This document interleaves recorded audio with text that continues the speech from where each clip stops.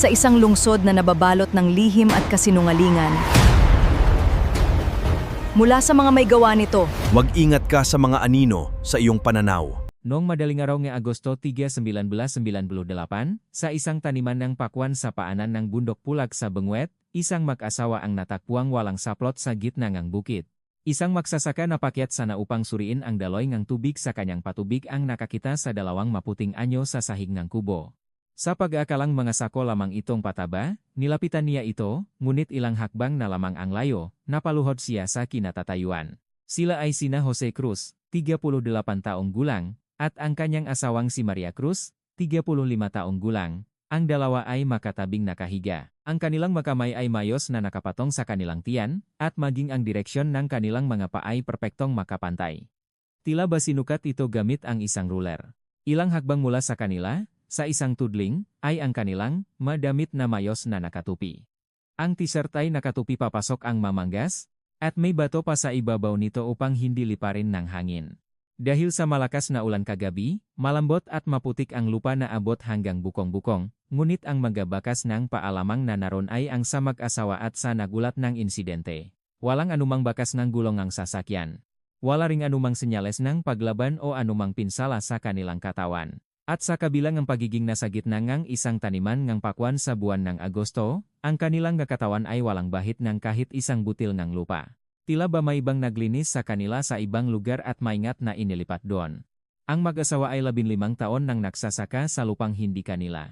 Sa pinagsamang pramula sa kompensasyon sa pagkamatay ng ama ni Jose at sa naipon ni Maria mula sa pananahi, sa kauna-unahang pagkakataon ay nakaroon sila ng sariling lupain na may sukat na 3,000 metro kwadrado. Malapit na sana ang kanilang unang anihan.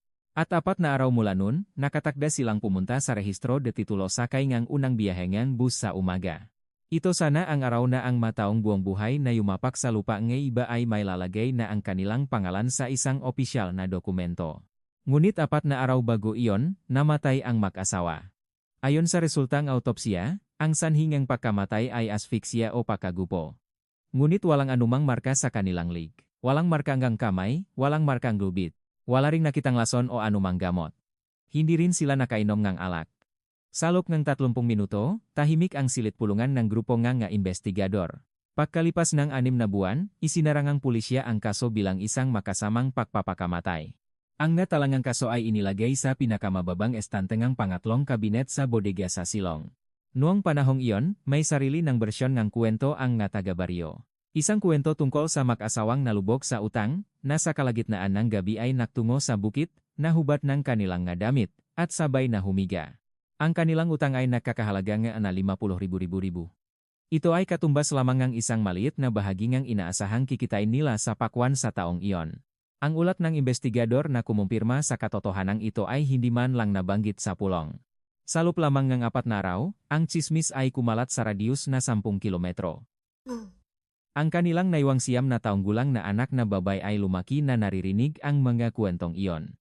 Paulit-ulit niyang sinasabi sa loob ng 21 taon, hindi ganong klaseng tao ang nanay at tatay ko. Ngunit walang kahit isang matanda ang naniwala sa kanya. Lumipas ang 21 taon. Noong taksibol ng 2019, isang investigador na nagayos ng bodega sa Silong ng Pambansang Pulisya ng Pilipinas, PNP, ang nagbukas ng isang kahon na puno ng mag. Sa loob nito, isang lumang kwaderno ang natakpuan. Ito ang kwaderno kung saan itinatala ng inang hindi marunong sumulat ang magawain sa bukit sa pamamagitan ng mangguhit. Isang bagay na tinatawanan lamang ng taga-baryo bilang doodlebook. Huminto ang kamay ng investigador nang buksan niya ang huling pahina. Isang lalaking nakakurbata, mayaro, at isang malaking X na iginuhit sa ibabaw ng larawan ng bukit. Ito ang tanging paraan ng pagsulat na kayang iwan ng isang babaeng hindi marunong bumasa't sumulat. Isang liham na sa loob ng 21 taon ay walang sinumang nagbasa. At sa tabi ng huling larawan, mayroong guhit ng isang bote at 2 mangkok. Sa ilalim ng parehong kahon, may isang maliit na pirasong ng plastik na kasinlaki ng kuko. Numero ng ebidensya 7. Isang sobre na walang sinumang nagbukas sa loob ng 21 taon. At sa freezer ng PNP Crime Laboratory, may isang sample na nanatiling nagyelo sa loob ng 21 taon. Ipinadala ng investigador ang lahat ng mga kagamitang ito para sa pagsusuri. Sa linya para sa pangalan ng tatanggap, isinulat niya ang 3 salita. Angela Cruz, isang forensic researcher na 30 taong gulang. Nang gabing iyon, nag-isa sa laboratorio, binuksan ng researcher ang sobre. Inilabas niya ang unang litrato mula sa autopsya at inilagay ito sa ilalim ng fluorescent na ilaw. Hindi niya maalis ang kanyang tingin sa litrato. Nang gabing iyon, hindi namatay ang ilaw sa laboratorio. Ano nga ba talaga ang nangyari sa taniman ng pakwan noong gabing iyon? Bakit walang ibang bakas ng paa sa malambot na putik pagkatapos ng ulan? Bakit ang mataong buong buhay na nagsaka sa lupaeng iba at 4 na araw na lang ang hinihintay para lagdaan ang papeles ang sarili nilang lupa ay hindi na umabot sa araw na iyon? At ano ang nakatago sa litratong iyon na sa loob ng 21 taon ay walang sinumang nag-abalang palakihin? Simulang kaso. Alas 5:40 ang madaling araw noong Agosto 3, 1998. Madilim pa sa bukit sa gilid ng bundok sa Benguet. Si Mang Pedro ay paakyat sa kanyang bukit, may dalang pala sa balikat. Dahil sa malakas na ulan kagabi, malambot ang lupa at laging lumulubog ang kanyang sapatos. Itinusok ni Mang Pedro ang pala sa harap ng kanal at nagsindihan ng sigarilyo. Sa sandaling iyon, mga 20 hakbang sa unahan, sa sahingang kubongang krus, may nakita siyang 2 maputing bagay. Kumunot ang noo ni Mang Pedro. Inisip niya na may naktapon ng gasako ng pataba sa bukit ng iba. Nakmura si Mang Pedro sa isip at naglakad patungo ron. Ilang hakbang na lang ang layo, huminto ang ngapaan ni Mang Pedro. Nahulog ang sigarilyo mula sa kanyang bibig at bumaon sa basang lupa. Agad itong namatay. Sa sahig ng kubo, magkatabing nakahiga ang mag-asawang Jose at Maria Cruz. Pareho silang walang saplot. Ngunit kakaiba ang kanilang posisyon. Pareho nilang maayos na ipinatong ang kanilang makamay sa kanilang tiyan. Pati ang direksyon ng kanilang ngapa ay makapareho. Tila ba may sumukat nito gamit ang ruler. Umatras si Mang Pedro. Nadulas ang kanyang paa at napaupo siya. Dumikit ang basang putik sa kanyang pantalon. Hindi makatayo si Mang Pedro at nanatili siyang nakaupo ron ng matagal. Pagkatapos, walang sapin sa paa, nagsimula siyang tumakbo pababang bundok. 4 na kilometro ang layong ng presinto. Tinakbo ni Mang Pedro ang daan ng nakayapak. Hindi maganda ang relasyon ni Mang Pedro at Jose Cruz. 3 taon na ang nakalipas, nakaharap sila dala ang kani-kanilang pala dahil sa isyu sa hangganan ng kanilang mga bukit. Inawat lamang sila ng mga taga-baryo. Mula nun, hindi na sila nagbabatian kapag nakakasalubong. Ngunit ang Mang Pedrong iyon ay tumakbong 4 na kilometro ng nakayapak. Dahil dito, agad siyang inalis ng mga investigador sa listahan ng mga suspek. Dumating ang 3 investigador mula sa Benguet Provincial Police Office sa bukit ng alas 7:10 ng umaga. Ang pinakamatandang hepe ang nanguna sa pag-ikot sa lugar ng krimen. Hindi naglawas ng kuwaderno ang gepe. Sa halip, nagsindi muna siya ng sigarilyo. Nanahimik na lamang din ang 2 pang investigador. Mga 10 hakbang mula sa kubo, sa isang tudling, may mga damit na nakalagay. Damit panlalaki at pambabay. Hindi ito basta na lang inihagis. Mayos itong nakatupi. Ang t-shirt ay nakatupi papasok ang mga manggas. Ang duster naman ay nakatupi ayon sa madupi nito. Sa ibabaw, may isang bato para hindi liparin ng hangin. Agosto nun sa isang taniman ng pakwan. Naglalabas ng matamis na amoy ang mga nabibiyak na pakwan. Nagliparan ang melangaw sa ilalim ng kanilang nga paa. Ngunit walang bahit ng lupa ang katawan ng mag-asawa. Walang kahit isang dumi. Walang marka ng insekto. Tila ba may ibang naglinis sa kanila sa ibang lugar at maingat na inilipat doon. Mula alas 11 gabi hanggang 1:00 ng madaling araw, bumuhos ang malakas na ulan sa lugar. Pagkatapos tumilang ang ulan, naging napakalambot ng lupa sa paligid ng kubo na lumulubog ang mga paa. Ngunit ang manatirang bakas ang paa ay ang sa mag-asawa at kay Mang Pedro lamang. 3 beses na nilibot ng isang miyembro ng Scene of the Crime Operatives, SOCO, ang maputik na daan mula sa bukana ng bukit hanggang sa kubo. Naghahanap siya ng bakas ng gulong. Walang nakita. Pinatay ng hepe ang kanyang flashlight. Hinalughog ng SOCO ang mga poste, sahig, at damit sa kubo. Ang mga fingerprint na nakuha ay sa mag-asawa lamang. Gayunpaman, sa isang poste sa loob ng kubo, sa taas na katapat ng baywang ng tao, may nakuhang isang bahagyang fingerprint. Wala pang kalahati nito ang natira. Itinala lamang ito ang SOCO sa isang cart at isinuko na ang paghahambing. Sa labas ng police line, nakatayo ang kapitan ng barangay na si Berto. Nagsisigarilyo si Kapitan Berto habang kinakausap ang isang pulis. Nitong manakaraang araw, problemado sa pera si Jose. Isinulat ng pulis ang salitang iyon sa unang linya ng kanyang kwaderno. Noon, isang sasakyan ang umakyat mula sa ibabaeng bukit. Ito si Antonio Cruz, ang kapatid ni Jose, na isang law officer sa kooperatiba ang magsasaka sa Baguio. Pakababa pa lang ni Antonio sa sasakyan, lumuhod agad siya sa bukanang ng bukit. At nagsimulang humagulgol. Hindi niya makontrol ang sarili kaya kinailangan pa siyang alalayan ng mga pulis sa makabilang braso para makatayo. Sa araw na iyon, sa bukit na iyon, si Antonio lamang ang nakakurbata. Pinanut ni Mang Pedro ang eksenang iyon mula sa labas ng police line. Nakita niya kung paano ipinagpak muna ni Antonio ang kanyang pantalon bago lumuhod sa maputik na lupa. Sa pagitan ng kanyang mahigbi, nagsalita si Antonio. Kuwento tungkol sa kanyang kapatid na nalulon sa utang sa mga nagpapautang. Napuno ang pangalawang linya sa kuwaderno ng pulis. Habang nangyayari iyon, isang investigador ang nakatingin sa madamit na nakatupi sa tudling. Mga taong may hiya pala sila, bulong ng investigador sa sarili. Pagkatapos ng mahabang pag-iyak, biglang tumigil si Antonio at hinawakan ang hepe. Nasa aparador po sa kwarto ang kapatid ko ang mapapeles ang lupa, maari ko po bang kunin? Umiling ang hepe. Sinabi niyang bilang kamag-anak, bahala na siyang makasikaso. Sa parehong oras, sa bakuran ng bahay ni Jose. Ang 9 na taong gulang na si Angela ay nagsusuot ng sapatos sa may pintuan, papasok na sa eskwela. Biglang pumasok ang matatanda sa bakuran. May humawak sa braso ni Angela at itinulak siya papasok. Isinara ang pinto. Narinig niya ang tunog ng kutsarang isinuksok sa hawakan ng pinto para ilok ito. Sumilip si Angela sa siwangang pinto at pinanut ang bakuran. Sa loob ng 30 minuto, nagbulungan ang mga matatanda sa bakuran. Sa loob ng 30 minutong iyon, may isang salitang paulit-ulit na lumabas sa kanilang bibig. Hindi ito ang salitang pakpatay o salarin. Ito ay ang salitang nakakahiya. 17 beses na narinig ni Angela ang salitang iyon. At sa loob ng 30 minutong iyon, binuksan ng kanyang tiyuhin na si Antonio ang pinto ng kwarto at pumasok. Umatras si Angela sa sulok. Hindi man lang tumingin si Antonio sa kanyang pamangkin. Dumiretso siya sa aparador at binuksan ito. Pagkatapos, kinuha niya ang isang sobrang may mga dokumento, isinukbit sa kanyang kilikili, at lumabas. Muling isinara ang pinto. Malinaw na nakita ng 9 na taong gulang na si Angela ang eksenang iyon. Ngunit inabot pa ng 24 na taon bago niya ito masabi kaninuman. 4 na araw na ang lumipas mula nang mangyari ang insidente. Hapon na nang dumating ang resulta ng autopsiya mula sa isang universidad. Ang nagsagawang autopsiya na si Dr. Ricardo Mendoza ay isinulat sa kanyang ulat na ang sanhi ng pagkamatay ay asphyxia. Ngunit may kakaiba. Walang anumang marka ng pakakadiin tulad ng marka ng kamay o lubid salig. Burin ang buto salig. Nagdagdag si Dr. Mendoza ang 2 linya ng sulat kamay sa dulo ng ulat. Sinasabi nito na posibleng pinindot ang buwang muha gamit ang isang malapat na bagay.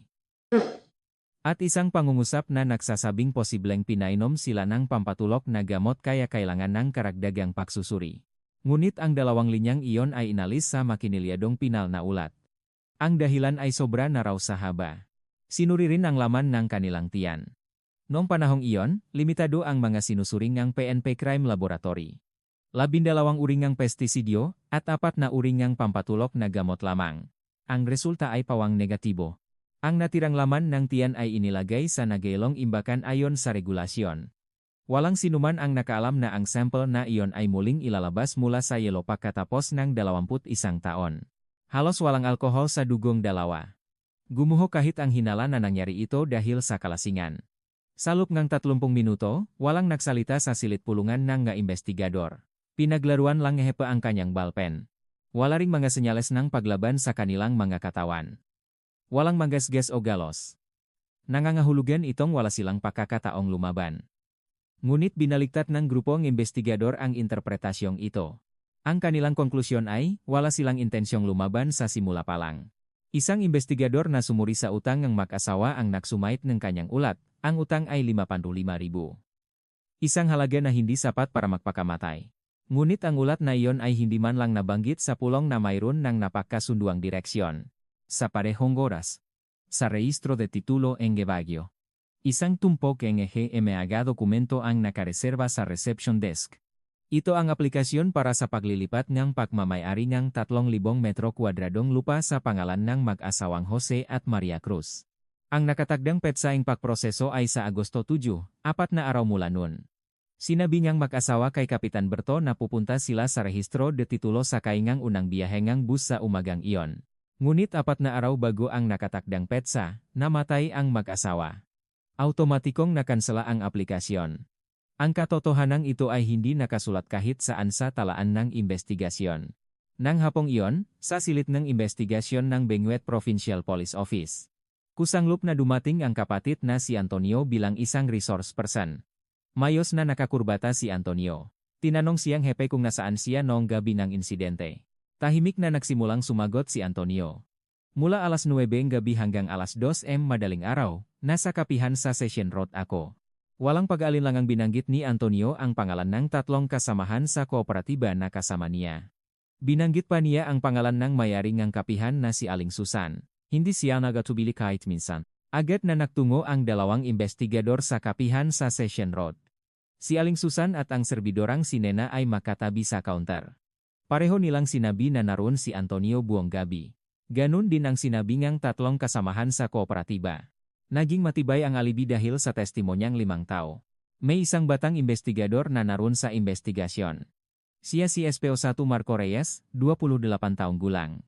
Pagkatapos ng investigasyon, nanatili si Reyes hanggang gabi para magsagawa ng sariling pagsisiyasat.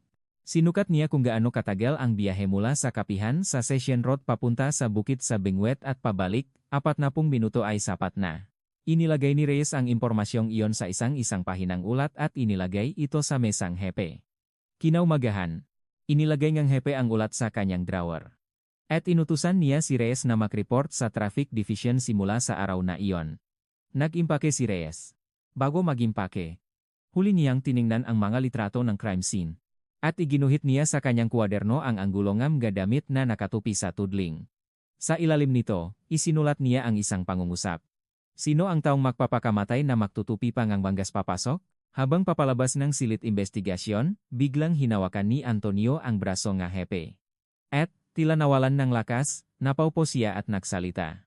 Pakiusap, huwag ninyong gawing ganoong klaseng tao ang kapatid ko. Umangat baba ang balikat ni Antonio. Pinaupo muli nga hepe si Antonio sa silya. At inalok siya ng isang sigarilyo. Mula sa kabilang mesa, pinapanot ng nag-iimpakeng si Reyes ang eksena. Huminto ang kamay ni Reyes sa ibabaw ng kanyang nagamit. Samantala, inaayos ng Soko ang listahan ng makagamitang nakuha sa araw na iyon.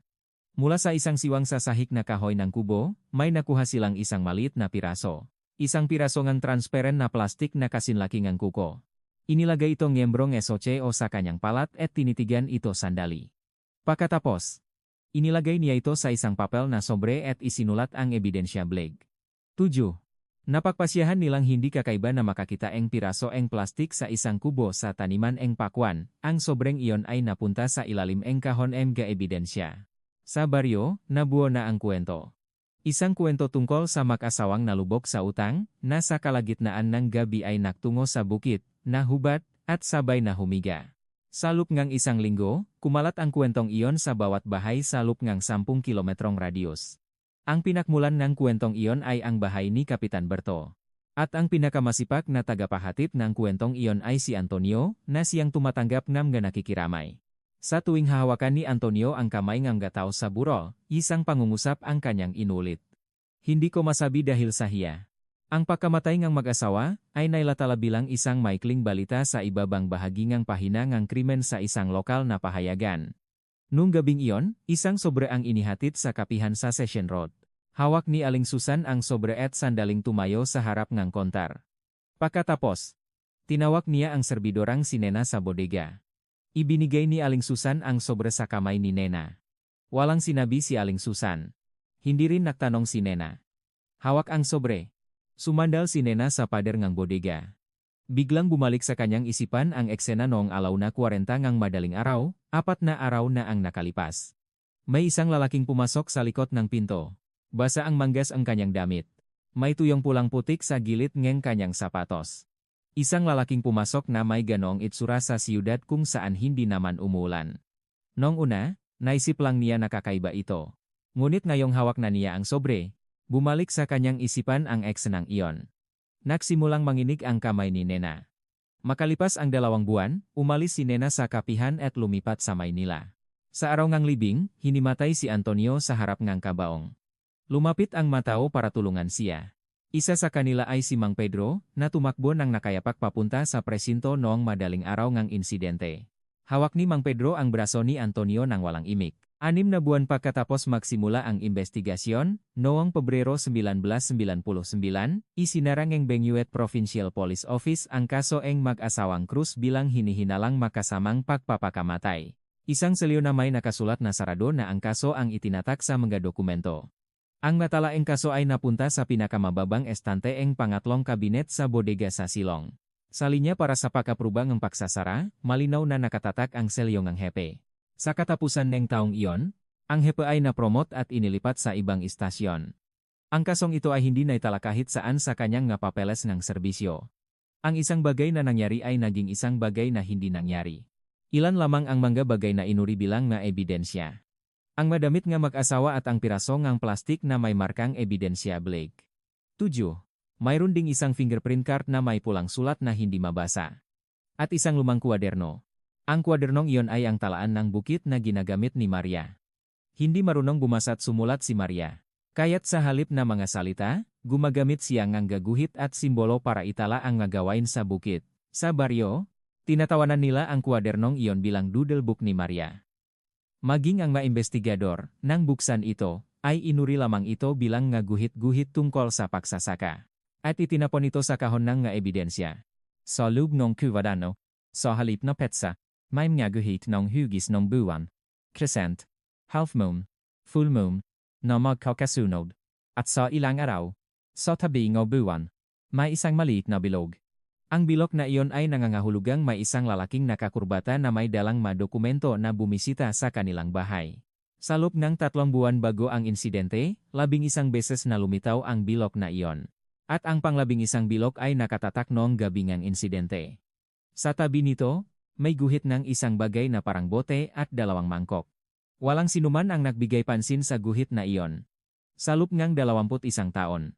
Dahil sa pagkamatay ng mag-asawa, automatikong nakansala ang paglilipat ng titulo. Ang titulo ng 3,000 metro kwadradong lupa ay bumalik sa pangalan ng dating may-ari. At may 1 taong natasang mag-asikaso sa pag-ayos ng lupa bilang kinatawan ng mga naulila. Siya ay ang kapatid na si Antonio. Pagsapit ng taksibol, agad na ibinenta ni Antonio ang lupa. Ibinenta niya ito sa mas mababang halaga kaysa sa presyo sa merkado. Ang perang pinagbentahan ay pumasok sa bank account ni Antonio. Ngunit malaking bahagi ng perang iyon ay agad na inilipat sa ibang account. Isang loan account sa isang sangay, ngang kooperatiba sa Baguio. Ang nakasangla, sa account na iyon ay ang mismong lupang iyon. Ang loan ay, kinuha noong 1996. Sa application form, nakasulat ang pangalan ni Jose Cruz. Ngunit si Jose Cruz ay hindi kailanman tumuntong sa kooperatiba sa buong buhay niya. Ang sulat kamay at pirma sa aplikasyon ay hindi kay Jose. Abutin pa ngang 21 taon bago masuri ang katotohanan ito. Sa natirang pera mula sa pagbebenta ng lupa, nagpatayo si Antonio ng isang commercial building sa sentro ng Baguio. Sarili niyang gusali. Nagpadala ng bulaklak ang branch manager ng kooperatiba sa Baguio na si Ginuang Santos. Dumalo pa mismo ang branch manager sa inaugurasyon para batiin siya. Nagkomento ang manatao sa lugar. Pinasan ni Antonio ang responsibilidad para sa kanyang kapatid. Tunay na matapat ang taong iyan. Hanong salita ang maririnig.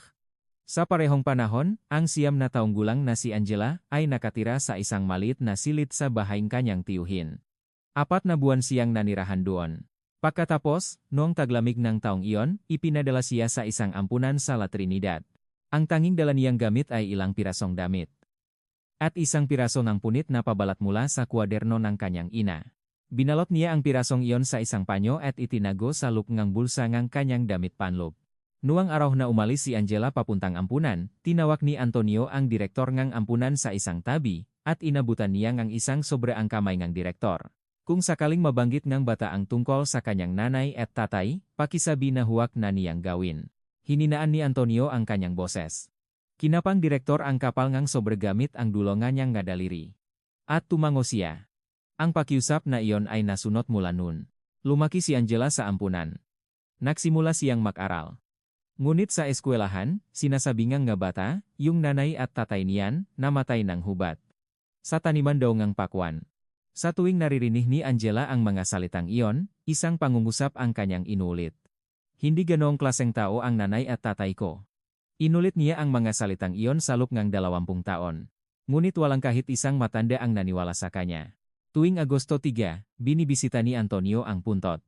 Sa harap ng puntot, si Antonio ang pinakamalakas na umiyak. Habang naririnig ng gatao ang kanyang pag-iyak, nagkokomento sila. Ganyan umiyak ang kapatid niya, pero ang kapatid niya, napakatangang ginawa. Ano kaya ang nararamdaman ng kapatid niya? Ang masalitang iyon ay umaabot hanggang sa ibabangang bundok. Si Mang Pedro, sa oras na iyon, ay nakaparada ang kanyang sasakyan sa daan sa ibabangang bundok. Umubos siya ng isang kahangang sigarilyo, sa loob ng sasakyan. Magsisindi ang isa. Titingin sa labas ng bintana, at magsisindi, uli ang isa pa. Inulit niya ito sa loob ng 24 na taon. Ngunit ni minsan ay hindi umakyat si Mang Pedro sa harap ng puntot. May dahilan kung bakit hindi makaakyat si Mang Pedro. Nung madaling araw ngang insidente, dumaan siya sa daan na iyon 30 minuto bago siya umakyat sa bukit. Nakita niya ang isang puting kotse na nakaparada sa gilid ng daan, patay ang makina. Madilim kaya hindi niya nakita kung sino ang nasa loob. Nakita lang niya ang sticker ng miyembro ng kooperatiba sa likod ng bintana. Ngunit ang kapitbahay na 3 taon niyang nakaway dahil sa hangganan ng lupa ay namatay noong madaling araw na iyon. Alam ni Mang Pedro kung paano mapupunta sa kanya ang atensyon ng mga tao kung sasabihin niya ang kanyang nakita. Kaya nanahimik siya. Iyon din ang dahilan kung bakit sa tuwing anibersaryo ngang pagkamatay, sa ibaba lang ngang bundok siya naninigarilyo. Samantala, hawak ni Kapitan Berto ang talaan ng paluwagan ng kanilang samahan. Kasama rin sa paluwagan si Antonio. Sa talaang iyon, may rekord na noong 1996, ginamit ni Antonio ang entahunas 280,000 na parangang paluwagan, at pagkalipas ng ilang buwan ay binayaran niya ito ng sabay-sabay. Itinago ni Kapitan Berto ang talaang iyon sa kanyang kabinet. At sa loob ngang 21 taon, hindi niya ito ipinakita kaninuman. Ang nadimot na investigador na si Marco Reyes ay nagbitiw sa serbisyo pagkatapos ng 2 taon. Nagbukas siya ang isang maliit na private investigation agency sa isang gilid ng Baguio. Sa pinakamataas na estante ngang cabinet, may isang lumang kwaderno. Sa pabalat, nakasulat ang Agosto 1998. Itinago ni Reyes ang kwadernong iyon ng mahigit 20 taon. Lumipas ang 21 taon. Pinalago ni Antonio ang kanyang yaman mula sa kita sa paupang ang kanyang commercial building. Naging presidente siya ng asosasyon ng mga lokal na mga lakal, at umabot pa sa posisyon ng campaign manager para sa isang konsehal. Tinawag ng gatao si Antonio na isang respetadong matanda sa komunidad. Sa panahong iyon, isang 24 palapak na condominium ang itinayo sa dating taniman ng pakwan sa paanan ng Bundok Pulag. Ang maputik na lupa na dati amoy pakwan ay natabunan ng semento. Walang sinuman sa manakatira sa apartment ang nakalam kung ano ang nakalibing sa ilalim nito. Abril 2019. Ang cold case unit ng PNP ay nagsasagawa ng paglilipat ng nga gamit sa kanilang bodega sa Silong. Habang inililipat isa-isa ang nga lumang kahon, tumatagos sa ilong ang amoy ngamag. Binuksan ni Major David Garcia ang isang kahon. Sa loob, isang naninilaw na listahan ang lumabas. Nakasulat dito, kaso sa taniman ng pakwan, 1998. Binasa ni Garcia ang listahan. Isang kasong isinara bilang hinihinalang makasamang pagpapakamatay. Akmang lilipat ng ang pahina si Garcia nang huminto ang kanyang kamay. Nakuha ng isang linya sa ulat ng autopsiya ang kanyang pansin. Ang pangungusap na pagkagupo na walang marka ng pagkakadiin salig. Dinala ni Garcia ang buong kahon sa kanyang opisina. Gabi na nang hinalungkat ni Garcia ang orihinal na mga talaan ng kaso. Sa likod ng mga papeles, may isang nakasuksok na isang pahina ng bond paper. Hindi ito kasama sa pagkakabuklot at basta na lang isinuksok. Ito ang ulat ng pagsukat na nagsasabing 40 minuto ang biyahe mula sa kapihan sa Session Road hanggang sa bukit sa Benguet. Sa ibaba, may pirma ni Marco Reyes. Isinulat ni Garcia ang pangalang iyon sa kanyang kwaderno. Pagkalipas ng 3 araw, pinuntahan ni Garcia ang isang luma at sirasirang private investigation agency sa isang gilid ng Baguio. Halos matanggal na ang karatula. Pagpasok niya, isang lalaking malapit ng mag-60 taon ang nakaupo sa harap ng mesa. Si Marco Reyes iyon. Nang banggitin ni Garcia ang tungkol sa kaso, walang imik na binuksan ni Reyes ang pintong kanyang cabinet. Mula sa pinakamataas na estante, kinuha niya ang isang lumang kwaderno. Shopabolot, nakasulat ang Agosto 1998. Inilatak ni Reyes ang kwaderno sa harap ni Garcia. Sa isang pahina, may guhit ng anggulo kung paano nakatupi ang magadamit. Sa ilalim nito, isang pangungusap ang nakasulat. Sino ang taong magpapakamatay na magtutupi pa ang manggas papasok? Binasa ni Garcia ang pangungusap ng malakas. Nagsindieng sigarilyo si Reyes. 21 taon kong hindi masagot ang tanong na yan. Sinindihan ni Reyes ang kanyang lighter. Binuksan ni Reyes ang susunod na pahina ang kuwaderno. Nakasulat doon ang talaan mula sa Pag-asa. Mula alas 11 ngabi ngang Agosto 2, 1998 hanggang alauna ngang madaling araw ngang sumunod na araw, ang dami ngang ulan ay 20 mm. Tinanong ni Garcia kung ano ang ibig sabihin ng numerong iyon. Sa halip na sumagot, inilagay ni Reyes ang kanyang daliri sa ibabaw ng litrato ng crime scene sa kubo. Hindi sa mabangkay nakaturo ang kanyang daliri, kundi sa bakanteng maputik na lupa sa paligid ng mga bangkay. Ang maputik na lupa na walang anumang bakas ng paa. Bumalik si Garcia sa opisina. Mula sa kahon, kinuha niya ang isang lumang kuwaderno. Puno ito ang amag. Maingat na binuklat ni Garcia ang nga pahina. Nang marating niya ang huling pahina, huminto ang kanyang kamay. May isang magulong guhit. Isang lalaking nakakurbata. Sa kamay ng lalaki, may hawak na parang tumpok ng dokumento. At may isang malaking X na iginuhit sa ibabaw ng larawan ng bukit. Muling binuklat ni Garcia ang mga naunang pahina. Sa tabi ng guhit ng buwan, may mamaliliit na bilog. Sa loob ng 3 buwan bago ang insidente, 11 beses na lumitaw ang bilog. Kinumpirma ni Garcia na ang huling bilog ay sa araw mismo ng insidente. Sa tabi nito, may guhit ng isang bote at 2 mangkok. Pinalaki ni Garcia ang kopya ng guhit na iyon. Idinikit niya ito sa pader ng silid pulungan. Sa ilalim nito, isinulat niya, araw ng insidente. Pagkatapos, nakrus siya ng braso at matagal na tumayo ron. Ito ang tanging paraan ng pagtatala na kayang iwan ng isang babaeng hindi marunong bumasa at sumulat. Isang liham na sa loob ng 21 taon ay walang sinumang nagbasa. Kinuha rin ni Garcia ang fingerprint card mula sa kahon. Isang card na may pulang sulat na hindi mabasa. Isang bahagyang fingerprint na wala pang kalahati ng linya ang natira. Ipinadala ni Garcia ang card na iyon sa Fingerprint Restoration Unit ng PNP Crime Laboratory. Sa loob ng 3 linggong paghihintay sa sagot, araw-araw na tinititigan ni Garcia ang guhit na nakadikit sa pader ng silid pulungan. Pagkalipas ng 3 linggo, dumating ang sagot mula sa crime lab. Matagumpay daw ang pag-restore ng mali niya. Agad na ipinasok ni Garcia ito sa database ng ma-fingerprint para sa paghahambing. Hindi nagtagal at lumabas ang resulta. Lumitaw sa screen ang may-ari ng fingerprint. Ito ay ang kapatid ng biktima, si Antonio Cruz. Kasalukuyang edad, 60 taon, residente ng Baguio. Muling binasa ni Garcia ang matalangang investigasyon noong 1998. Noong panahong iyon, si Antonio ay inimbestigahan lamang bilang isang resource person. Hindi siya kailanman isinailalim sa pagkuha ng fingerprint. Kung ipinagambing lamang ng investigador nun ang bahagyang fingerprint na ito sa mga nasa database, natapos na sana ang kaso sa taon ding iyon. Hindi na sana umabot ng 21 taon. Inilapak ni Garcia ang kanyang ballpen sa mesa. Sunod, muling sinuri ni Garcia ang listahan ng 5 taong nagbigay na alibi. Ang may-ari ng kapihan na si Aling Susan ay pumanaw na noong 2011. Ang 3 kasamahan sa kooperatiba ay naninirahan pa rin sa Baguio at nanindigan sa kanilang mga naunang testimonya. Ngunit ang serbidorang si Nena, pagkatapos mismo ng insidente, ay umalis ng Baguio at lumipat sa Maynila. Hinanap ni Garcia ang address ni Nena. Lumitaw ang pangalan ng isang ospital sa Maynila. Nagtatrabaho siya bilang isang caregiver. 68 taong gulang na siya. Isinama ni Garcia ang isang batang pulis at bumaba sila sa Maynila. Sa isang bench sa harap ng ospital, nakipakita sila kay Nena. Nakasuot si Nena ng puting uniforme. Hawak niya ang isang paper cup. Mula sa kanyang bag, naglabas si Garcia ng isang litrato at ipinakita ito sa harap ni Nena. Isang litrato ng loop ng kapihan sa Session Road noong 1998. Nanigas ang kamay ni Nena. Nahulog ang paper cup mula sa kanyang kamay. Tumapon ang kape sa sahig. Hindi man lang sinubukang pulutin ni Nena ang tasa. Nawala ang kulay sa kanyang mukha. Pagkaraan ng mahabang panahon, nagsalita si Nena. Nabasak ang kanyang boses. Nagsimulang ikuwento ni Nena ang nangyari noong gabing iyon. Maalas 11 raw ng gabi noong araw ng insidente. Nakita niya si Antonio na lumabas sa likod ng pinto ng kapihan. At bumalik ito maalaw na 40 ngang madaling araw, sa likod din ng pinto. May tuyong pulang putik sa gilid ng sapatos ni Antonio nang bumalik ito. Basa ang manggas ng kanyang damit.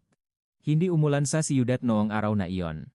Naisip ni Nena na kakaiba ang eksenang iyon, ngunit noong panahong iyon, hindi niya alam ang kahulugan nito. Pagkalipas ng 3 araw, aniya. Lumabas sa diaryo ang balita tungkol sa pagkamatay ng mag-asawa. Noong gabing iyon, isang sobre ang dumating sa kapihan. Tinawag siya ni Aling Susan sa bodega. At inabot sa kanya ang sobre. Nun, muling naalala ni Nena ang itsura ni Antonio noong 1:40 ngang madaling araw. At naintindihan niya kung bakit may sobreng ibinigay sa kanyang kamay. Naglagay ng tamark si Nena sa kanyang sinumpaang salaysay. Pagkatapos maglagay ng tamark, tumingin si Nena kay Garcia. Sa loob ng 21 taon, araw-araw kong napapanaginipan ang bukit na iyon, nanginginig ang boses ni Nena. Hindi ko na kayang tumapak sa Baguio. Hanggang sa pagtayo ng pulis, patuloy na nanginginig ang kamay ni Nena. Inilagay ni Garcia ang sinumpaang salaysay sa isang sobre. Sa sasakyan pabalik ng Baguio, tumawag si Garcia sa Private Investigation Agency ni Marco Reyes. 3 beses nagring bago sagutin ni Reyes. May tilang ang sinabi ni Garcia. Nasagot na ang tanong mo 21 taon na ang nakalipas. Matagal na katahimikan ang sumunod sa kabilang linya. Tumingin si Garcia sa labas ng bintana. Nasa NLEX na sila. Palubok na ang araw. 2 buwan pagkatapos muling buksan ang investigasyon, isang supwena ang ipinadala kay Antonio Cruz. Ang 63 taong gulang na si Antonio ay pumasok sa tarangkahan ng Benguet Provincial Police Office. Sa makabilang jilid niya, 3 abogado ang kasabay niyang naglalakat. Sa harap ng gusali, maraming tao ang nag-abang. Sila ang natauhan mula sa opisina ng konsehal na kung saan si Antonio ang campaign manager. Naglabas ng kamera ang ilang mamamahayag ngunit hinarangan sila ng mga tao. Bago pumasok sa silid investigasyon, dumaan muna si Antonio sa banyo. Sa harap ng salamin, inayos niya muli ang buhong ng kanyang kurbata. Tila hindi siya kontento sa buhol kaya 2 beses niya itong inulit. Pagkatapos, hinaplos niya ng kamay ang kwelyo ng kanyang damit. Nakunan ng CCTV sa pasilyo ang eksenang iyon. Pagpasok sa silid investigasyon, komportableng sumandal si Antonio sa upuan. Binanggit ni Garcia ang tungkol sa fingerprint. Tinanggal ni Antonio ang kanyang salamin at pinunasan ang lente gamit ang panyo. Kubong kapatid ko yon, anong kakaiba kung may fingerprint ko ron? Muling isinuot ni Antonio ang salamin. Araw-araw akong nagpupunta ron para tulungan siya sa bukit. May kumpiyansa sa kanyang pananalita. Binuklat ni Garcia ang papeles at itinuro ang isang punto. Ang lokasyon kung saan nakuha ang fingerprint ang problema.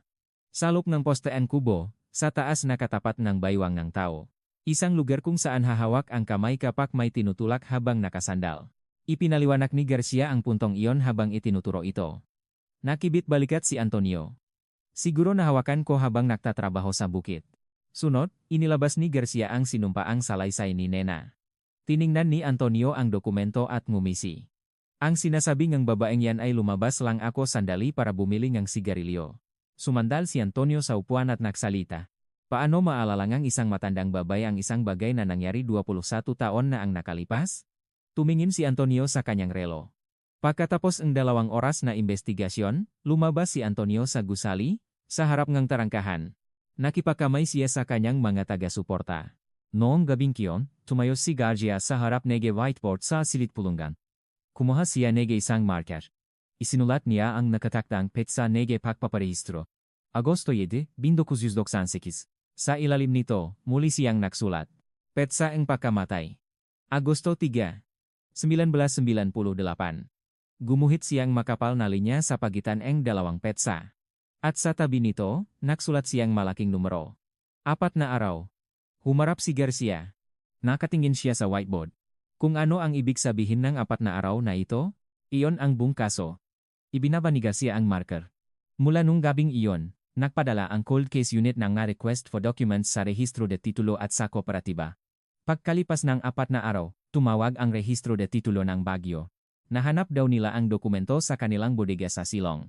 Ang orihinal na aplikasyon para sa pagpaparehistro na nakansela 21 taon na ang nakalipas.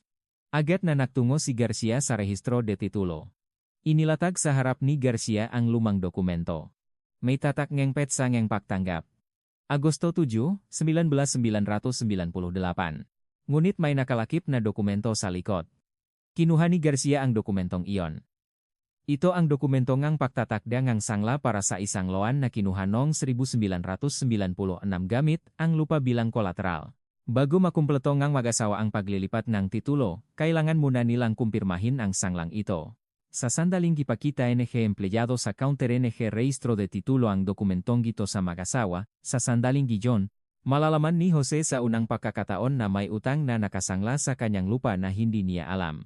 Nagpunta si Garcia sa sangay-ngang kooperatiba sa Baguio para suriin ang susunod na dokumento. Bumaba siya hanggang sa ikatlong palapak sa ilalim ng lupa ng kanilang imbakan ng nga dokumento. Lumabas ang nga papeles ng lawan noong 1996. Isa-isang binuklat ni Garcia ang nga pahina. Lumabas ang aplikasyon sa pautang na nakapangalan kay Jose Cruz. Sa tabi nito, may nakadikit na kopyang kanyang sedula. At sa ilalim ng bahagi ng pagsusuri, may isang selyong nakatatak. Ang selyo ang loan officer na si Antonio Cruz. Sinuri ni Garcia ang matalaan ng pag-issue and sedula. Inisyu ito noong Marso 1996 sa isang munisipyo sa Baguio. Sa linya para sa pirmangang kinatawan na kumuha, may isang pangalang nakasulat. Ipinadala niya ang sulat kamay sa Question Documents Division ng Crime Lab. Lumabas ang resulta. Kapareho ito ng sulat kamay ni Antonio Cruz. Gabi-gabi, tumatayo si Garcia sa harap ng whiteboard. Unti-unting nabubuo ang larawan. May isang taong nagsangla sa lupa ng kanyang kapatid at kumuha ng loan sa pangalan ng kanyang kapatid. Ginawa niya ito ng walang pahintulot. Sa loob ng 3 taon, halos interes lang ang kanyang binabayaran. Ngunit sinabi ng kanyang kapatid na ililipat na niya ang titulo. Sa sandaling suriin ng empleyado sa counter ng rehistro de titulo ang nga dokumento, lahat ay mabubunyag.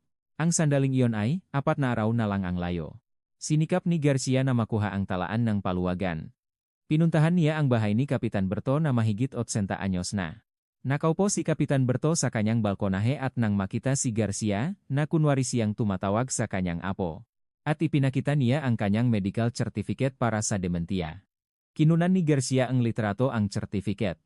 At kinabukasan, nagsagawa siya ang pagsusuri sa bank account. May malit na laga na regular na idinedeposito sa account ni Kapitan Berto. Ang panggalan ng nagdeposito ay ang account para sa management fees ng commercial building na pag-ari ni Antonio. Mahigit 20 beses nang may pumasok na pera sa account ng matandang may demensya.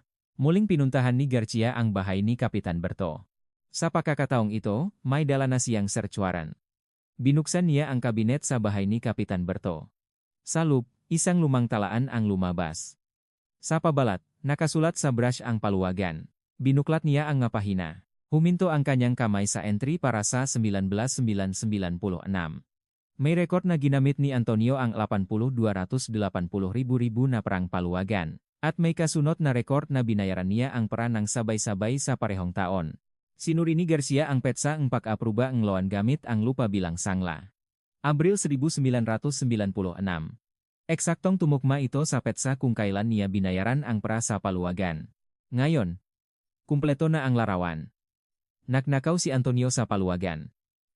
Para takpan ang butas, kumuha siya ang loan ng palihim gamit ang lupa ang kanyang kapatid bilang kolateral. Ginamit niya ang pangalan ng kanyang kapatid at pineke ang kanyang sedula. Sa sumunod na 3 taon, nagtiis siya sa pagbabayad lang ng interes. Ngunit nagpasya ang kanyang kapatid at hipak na ilipat na ang titulo. Sa sandaling dumaan ang mga dokumento sa counter ng rehistro de titulo, lahat ay mabubunyag. Ang katotohanan na pineke niya ang mga dokumento, na ginamit niya ang sedula ng iba, at ang pag-abuso sa posisyon sa bangko. Hindi lang ito matatapos sa pagkakatanggal sa trabaho. Naghihintay ang kulungan. Hindi niya pinatay ang kanyang kapatid at hipag dahil sa lupa. Pinatay niya sila dahil ang mga papeles ng lupang iyon ang papatay sa kanya pakalipas ng 4 na araw. Itinakda ang pangatlong investigasyon. Inilatag ng mga investigador ang mga dokumento sa mesa ng sunod-sunod. Ang kopya ng aplikasyon sa loan noong 1996 ang una. Ang resultang pagsusuri sa sulat kamay ang pangalawa. Ang talaan ng paluwagan ang pangatlo.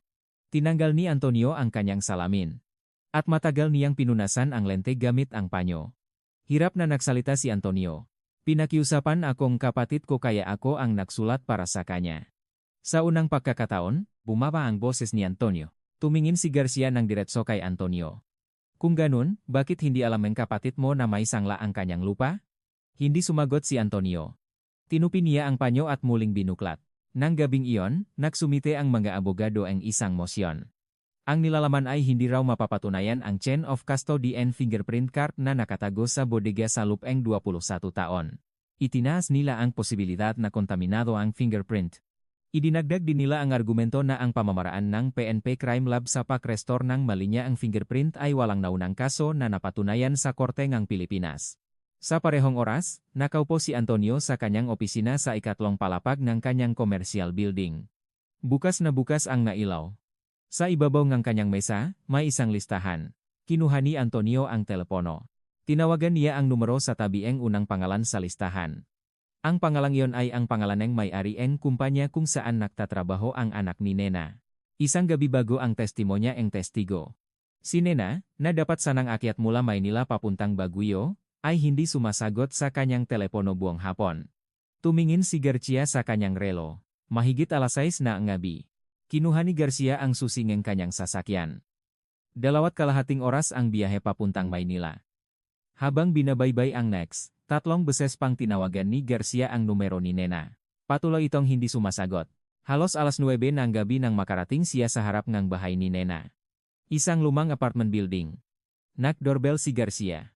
Pakaraan ng matagal, bumukas ang pinto. Isang siwang na kasya lang ang 2 daliri. Sa siwang na iyon, nakita ang mukha ni Nena. Iba ito sa mukha na nakita niya sa bench sa Maynila noong nakaraang linggo. Sinubukan ni Garcia na pumasok, ngunit hindi na binuksan pa ni Nena ang pinto. Malabo na ang alaala ko, maikling sabi ni Nena mula sa siwangang pinto. Wala akong nakita. Mahina ang kanyang boses. Babawin ko ang testimonya ko.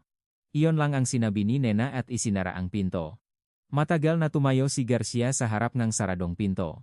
Sa sasakyan pabalik ng Baguio, agad na nagsimula ng investigasyon si Garcia. Hinanap niya ang pangalan at lugar ng trabaho ng anak ni Nena. Ang maliit na kumpanya kung saan nagtatrabaho ang anak ay nasa Baguio. 12 taon na siyang nagtatrabaho ron. Ang gusali kung saan matatagpuan ang kumpanya ang problema. Ito ay nasa ikalawang palapag ng commercial building na pag-ari ni Antonio. Sinuri ni Garcia ang logbook ng building management. May isang talangang pagbisita 4 na araw na ang nakalipas.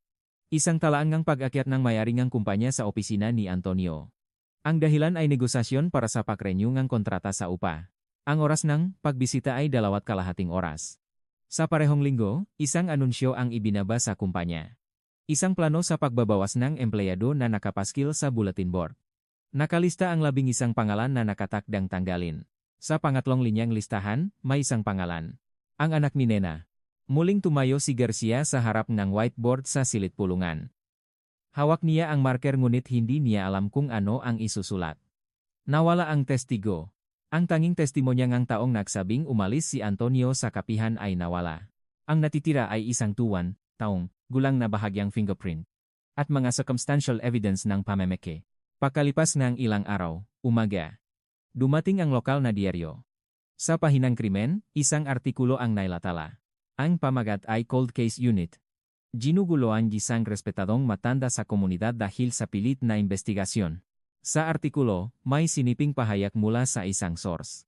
Walang pangalan, nakalagay lang na mula sa kampo ang taga-suporta.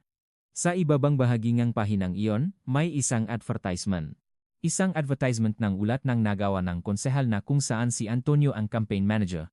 Sa parehong araw, isang notice of investigation mula sa Internal Affairs Service ang ipinadala kay Garcia.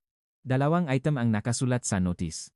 Ang una ay pakuha ang impormasyon na hindi para sa layunin ng investigasyon. Ang pangalawa ay pakikipag-ugnayan sa isang sibilyan. Ang sibilyan na iyon ay si Marco Reyes, na nagpapatakbo ang isang private investigation agency. Inilagay ni Garcia ang notice sa kanyang drawer. Isang panlup na pagpupulong ang idinaos sa silid pulungan ng Cold Case Unit. Maingat na nagsalita ang isang batang investigador. Sir, paano kung hanggang dito na lang natin itong kaso? Pinaglaruan ng bata ang kanyang ballpen at nagsalita. Paano natin itutulak laban sa isang maimpluwensyang tao sa komunidad na may na, gamit lang ang mga circumstantial evidence at walang matibay na ebidensya. 3 beses na inulit ang mga salitang iyon sa silid pulungan. Walang sinabi si Garcia. Tiningnan niya ang guhit na nakadikit sa pader. Ang huling pahinang ng doodle book ni Maria. Ang lalaking nakakurbata at ang letrang X. Pagkatapos ng pulong, bumalik si Garcia sa kanyang pwesto. Sa mga panahong iyon, isinara ni Marco Reyes ang kanyang private investigation agency. Naglagay siya ng isang anunsyo neke pansamantalang pagsasara sa harap nege opisina. At nakarga siya ngang gagamit sa kanyang sasakyan. Isang lumang kwaderno at ilang pirasong damit lang ang dala niya. Ang pinuntahan ni Reyes ay ang baryo kung saan nangyari ang krimen 21 taon na ang nakalipas. Sa pasukan ng baryo, tinanong ni Reyes ang ilang matatanda kung saan mahahanap ang isang tao.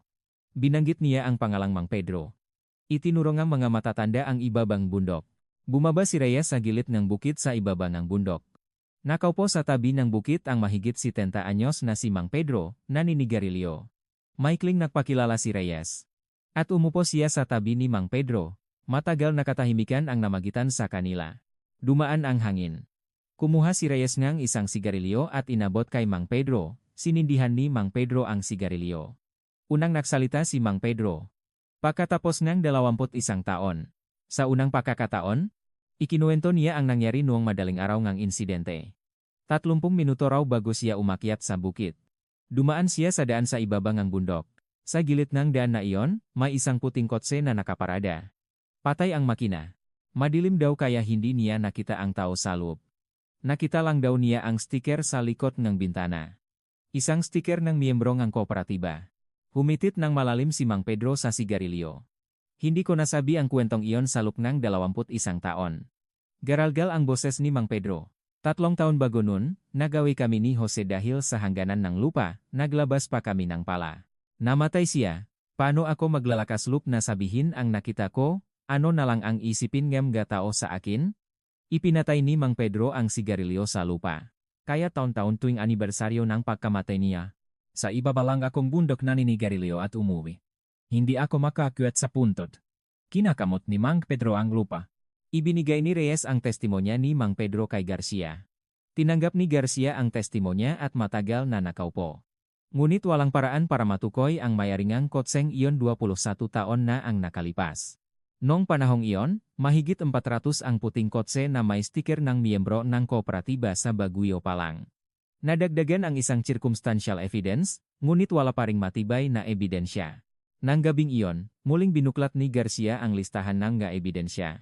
Ginamitan niya ng lapis para sa lungguhitan habang binabasa ang listahan. Nasa lungguhitan ang ikawalong linya. Ebidensya Belge. 7. Pirasong ng plastik. Isang bagay na walang sinumang nagbukas sa loob ng 21 taon. Nasa lungguhitan din ang ikasiyam na linya. Ang natirang sampel ng laman ng tiyan na inilagay sa nagyelong imbakan noong autopsiya ng 1998. Nakaharap si Garcia sa isang investigasyon mula sa Internal Affairs.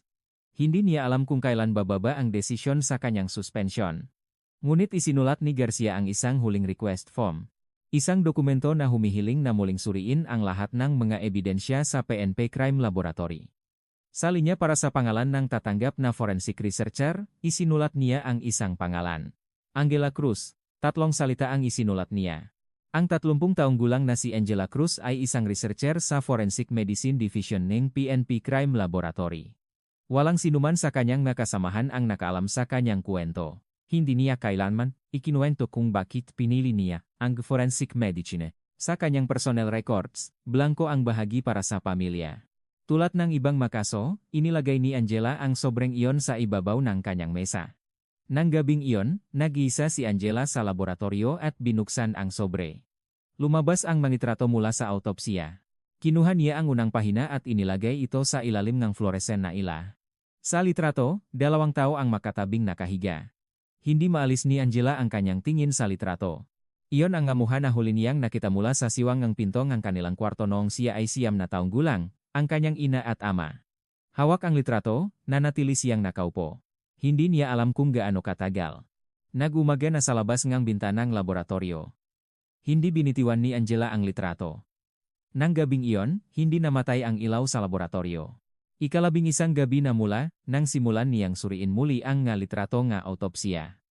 Tahimik ang laboratorio ng PNP Crime Laboratory. Isang ilaw lang ang nakabukas. Nakaupo si Angela sa harap ng kanyang mesa. Ni-restore niya sa high resolution ang lahat ng 11 na orihinal na film negatives mula 21 taon na ang nakalipas. At isa-isa niyang pinalaki ang nga litrato. Sa loob ng 21 taon, walang sinumang nag-abalang palakihin ang malitratong ito. Tiningnan lang nga investigador nun ang bahaging leg. Pagkatapos makumpirma na walang markangang pakakadiin, isinara na nila ang litrato. Tinaas ni Angela ang focus mula sa lik patungo sa mukha. Nag-focus siya sa paligid ng ilong at bibig. May lumitaw sa screen. Manapakaliit na tuldok na nakakalat sa ilalim ng balat. Isang bakas na tinatawag na petechial hemorrhage. Ang matuldok ay nakakalat ng simetriko sa makabilang panig, malinaw ang mahangganan. Tumayo si Angela mula sa kanyang upuan. Kumuha siyang isang reference material mula sa estante. At inilagay niya ang litrato at ang material nang magkatabi para paghambingin. Isa lang ang kaso kung saan lumilitaw ang ganung uri ng petechial hemorrhage. Isang pattern na lumalabas lamang kapag ang buong mukha ay tinakpan at pinindot ng isang manipis at malapat na bagay. Hindi nagiwan ng ganoong marka ang mga kamay o lubid. Kinaumagahan, pinuntahan ni Angela ang isang nursing home kung saan naroon ang 80 anyos na si Dr. Ricardo Mendoza. Si Dr. Mendoza ang nagsagawang autopsiya 21 taon na ang nakalipas. Ngayon, bahagya na lang siyang makabangon mula sa kanyang kama. Ipinakita ni Angela ang orihinal na ulat ng autopsiya mula 21 taon na ang nakalipas.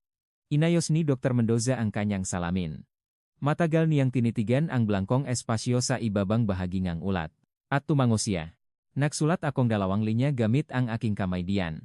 Garalgal ang boses ni Dr. Mendoza. Isinulat ko na posibleng tinakpan ng manipis na bagay ang mukha at pinindot, at isinulat ko rin na dapat imbestigahan ang posibilidad na pinainom silang ang gamot. Pero sa pinal na ulat, tinanggal ang 2 linyang iyon. Sumulat si Dr. Mendoza ang isang sinumpaang salaysay. Nanginginig ang kanyang kamay kaya gumagalaw ang mga letra. Inilagay ni Angela ang salaysay sa isang sobre at ipinadala ito sa Baguio. Pagkatapos, nagtungo siya sa nagyayalong imbakan. May isang sample na nakatulok sa yelo sa loob ng 21 taon. Ang natirang sample ng laman ng tiyan na kinuha noong Agosto 1998. Noong panahong iyon, 12 uri lang ang pestisidyo at 4 na uri ng pampatulok na gamot ang sinuri. Muling sinuri ni Angela ang sample gamit ang nakasalukuyang pamamaraan. Mahigit 500 uri na ang sinusuri. Inabot ng ilang araw bago lumabas ang resulta. Lumabas ang resulta mula sa printer. Kinuha ni Angela ang papel. Isang sangkap na wala sa listahan ng sinusuri 21 taon na ang nakalipas ang natakpuan. Isang sangkap mula sa pamilya ng pampatulok na gamot. Isang uri na noong kalagitnaan ng dekada 60 ay makukuha lamang sa pamamagitan ng reseta mula sa ospital. Mataas ang konsentrasyon. Sapat na gamot para maparalisa ang 2 malusok na lalaki sa loob ng 30 minuto. Inimbestigahan ni Angela kung paano naipamahagi ang gamot na iyon. Tumawag siya kay Garcia. Agad na nagsimulang ang pagsisiyasat si Garcia. Lumabas ang listahan ng mga kliyente na pinamamahalaan ni Antonio bilang isang loan officer. 2 pribadong ospital at 4 na botika sa Baguio ang nasa listahang iyon. Pumunta si Angela sa harap ng guhit na nakadikit sa pader. Ang pinalaking kopya ng huling pahina ng doodle book ni Maria. Sa tabi ng panglabing isang bilog, may isang guhit. Isang bote. At may 2 mangkok na iginuhit. Matagal na tinitigan ni Angela ang guhit na iyon. Nung gabi ng insidente, isang lalaking may dalang mga dokumento ang bumisita sa kanilang bahay sa panglabing isang pagkakataon. Inilapag ng lalaki ang isang boteng alak. 2 mangkok ang inilagay sa mesa. Ang babaeng hindi marunong bumasa't sumulat, tulad ng kanyang nakagawian, ay gumuhit sa kanyang kwaderno. Iginuhit niya kung sino ang dumating at kung ano ang kanilang ininom.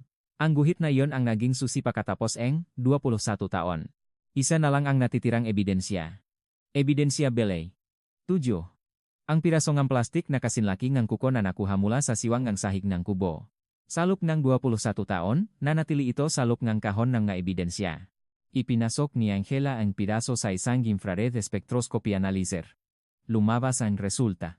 Hindi ito isang ordinaryong agrikultural mulching plastic. Isa itong espesyal na moisture-proof na plastic para sa pag-imbak ng butil.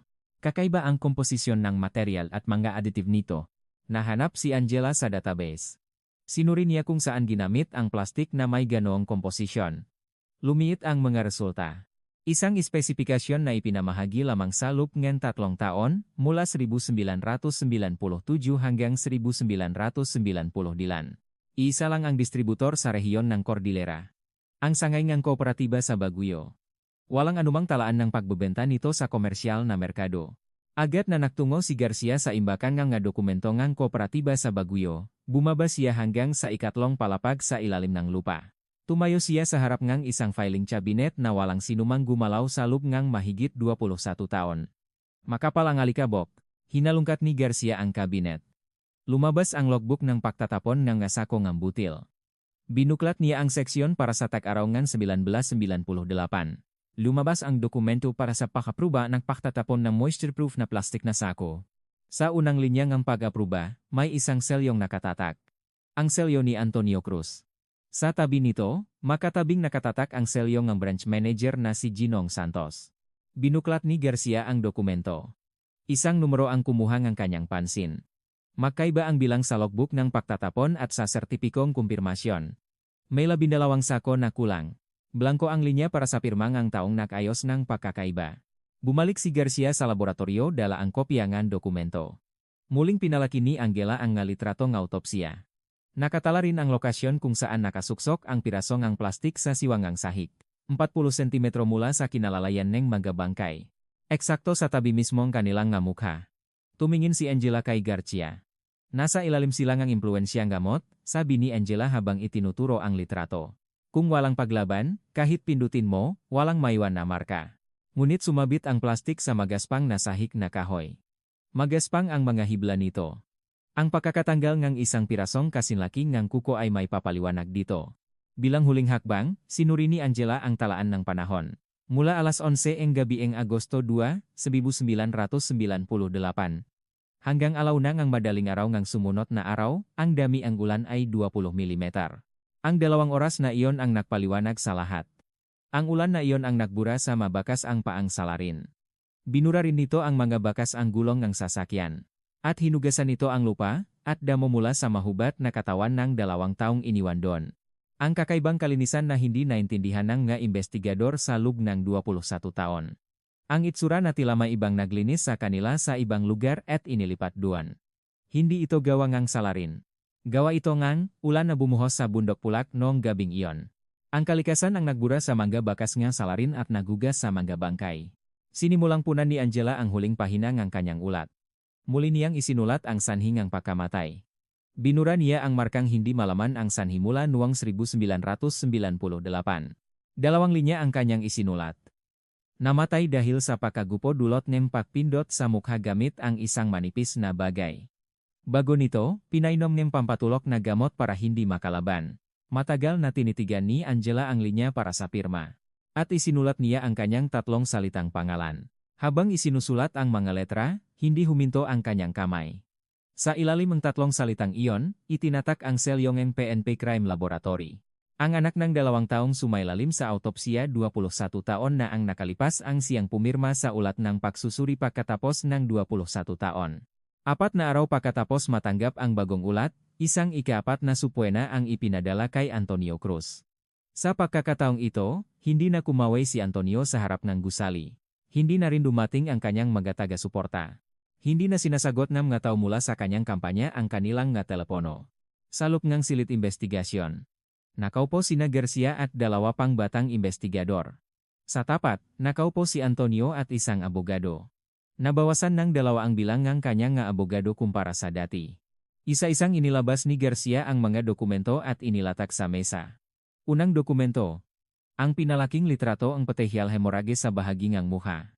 Hindi tumingin si Antonio sa litrato. Walang imik na inilatag ni Garcia ang pangalawang dokumento, ang sinumpaang salaysay ni Dr. Mendoza. Inilatag niya ang pangatlong dokumento. Ang resulta ng pagsusuri sa sangkap na natakbuhan sa laman ng tiyan mula 1998 pagkatapos ng 21 taon. Sa sandaling iyon, sa unang pagkakataon, tinanggal ni Antonio ang kanyang salamin.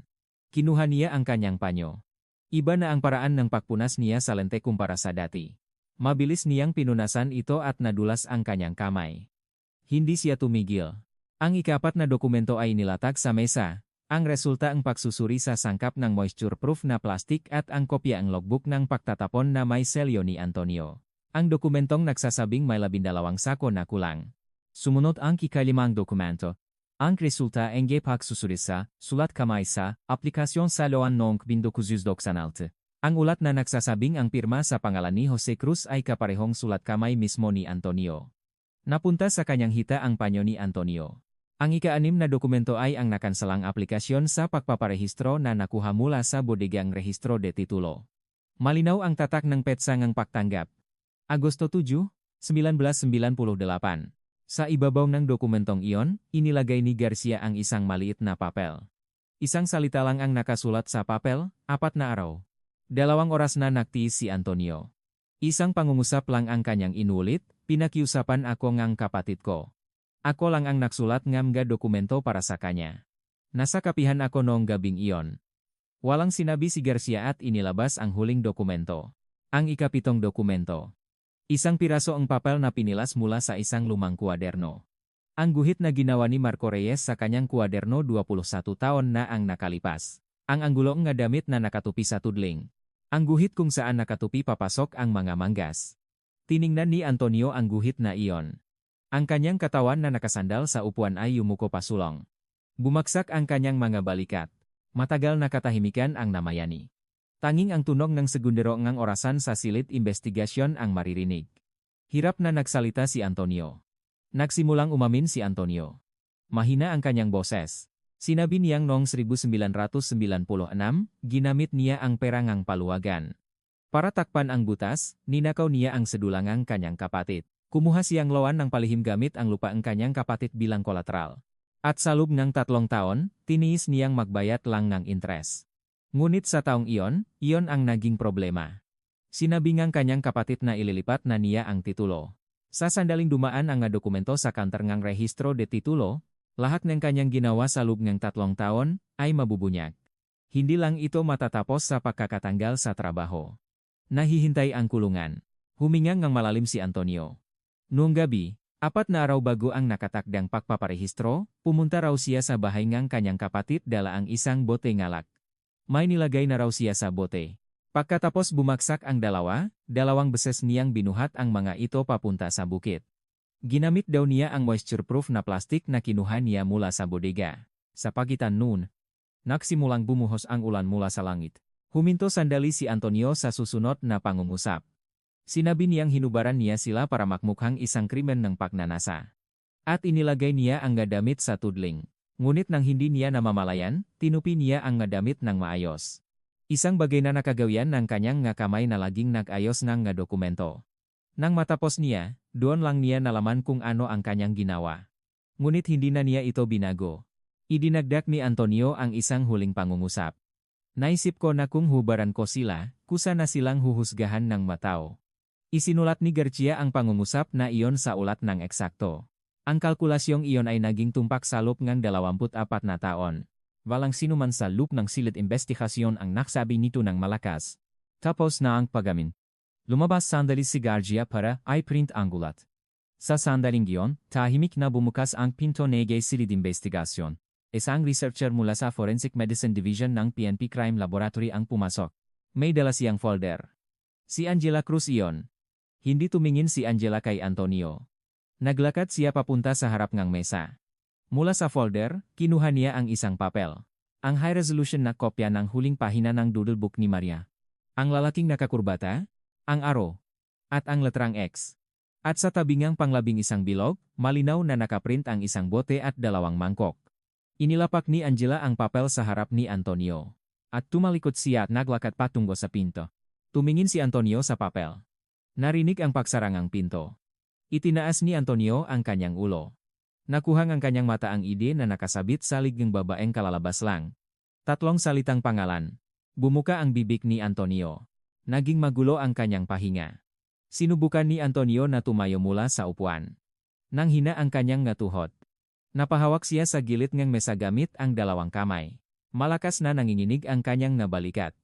Walang sinumang tumulong kay Antonio. Matagal bago muling nakaupo si Antonio. Noon, isang abogado ang naglabas ng isang dokumento at inilagay ito sa mesa. May isang maikling pangungusap na nakasulat sa dokumento. Noong 1998, ang statute of limitations para sa murder ay 15 taon. Noong Agosto 3, 2013, nag-expire na ang statute of limitations. Noong 2010, inalis ang statute of limitations para sa murder, ngunit hindi ito naangkop sa kasong ito. Isang pagamin na nabuo pagkatapos ng 24 na taon. Isang ebidensya na nabuo pagkatapos ng 24 na taon. Ngunit hindi na siya maring kasuhan para sa pagpatay. Bumalik si Garcia. Nakita niya ang dokumento. Hawak ang balpen, 5 minuto siyang hindi makapagsulat.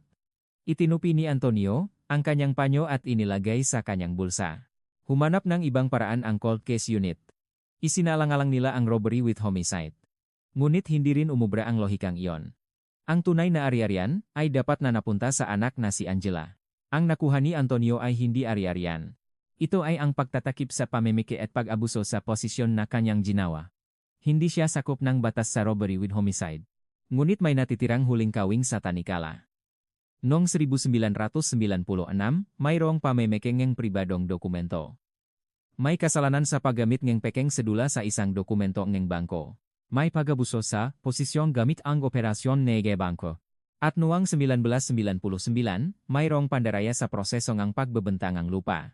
Ang makasalanang iyon ay makakaugnay na parang tanikala sa magabagong krimen na ginawa ni Antonio habang pinalalago ang kanyang yaman sa loob ng 21 taon. Ang huling dulo ang tanikalang. Iyon ay nasa lupa ang statute of limitations.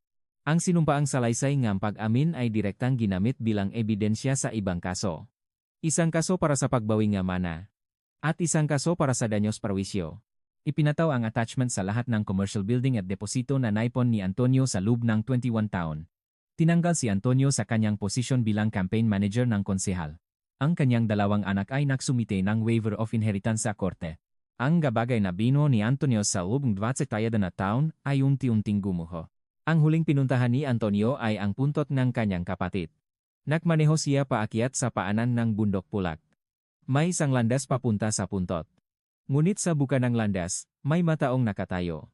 Ang matagabaryo na nalaman ang katotohanan pagkatapos ng 24 na taon. Sa unahan, nakatayo si Mang Pedro. Hindi tumabi si Mang Pedro para padaanin siya. Huminto si Antonio. 20 hakbang na lang ang layo niya sa puntot. Matagaw na tumayo si Antonio sa lugar na yong. Pagkatapos, tumalikot siya. Habang pabalik si Antonio sa kanyang sasakyan, walang sinuman sa likod niya ang nagsalita. Sa huli, lumabas ang katotohanan, ngunit inabot ito ang 24 na taon. Sa panahong iyon, 2 beses na namatay ang mag-asawa. Isang beses noong gabing iyon, at isa pa sa bibig ng nga tao. Hindi siguro alam ng mag-asawang ito na ang pinakamalapit na tao pala ang maaring maging pinakanakakatakot. Ang inang hindi marunong bumasa't sumulat ay nagiwan ng isang guhit. Inabot man ng 24 na taon bago muling mabuksan sa kamay ng kanyang anak ang magulong guhit na iyon, sa huli, nabasa ito. Tila ang katotohanang iniwan ng isang tao, gaano man katagal, ay nakakarating din sa paroronan. Sa buhay, sino ba ang hindi nakakarinig ng gadi makatarungang salita? Ngunit kung may kahit isang tao lang na nakakaunawa sa iyong pinagdadaanan, kayang tiisin ng isang tao.